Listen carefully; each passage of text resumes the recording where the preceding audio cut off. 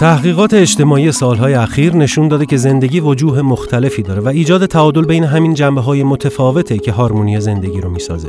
برای اینکه درک بهتری از این هارمونی پیدا کنیم، سعی کردیم تا برای هر کدوم از این وجوه زندگی نوت‌های مختلفی رو بسازیم که افراد مختلف بتونن با جواب دادن به سوالات هر بخش این نوت‌ها رو کنار هم بچینن و در نهایت یک موسیقی رو بسازن.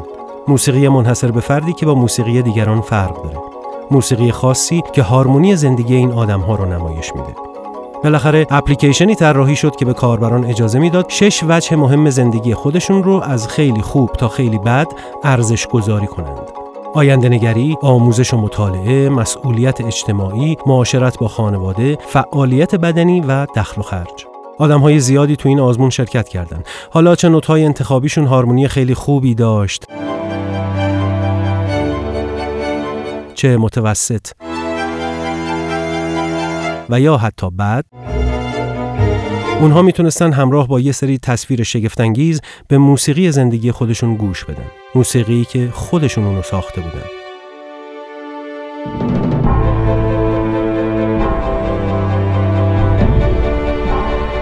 و البته بعضی ها هم نظرشون رو نه تنها در مورد این هارمونی بلکه درباره مفهوم زندگی برامون گفتن.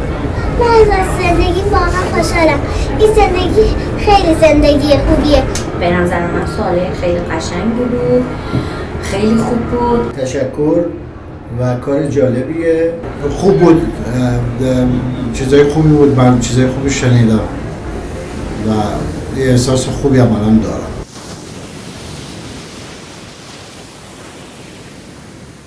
جبران گذر عمر با بیمه عمر دی. با شما برای جبران بیمه دی.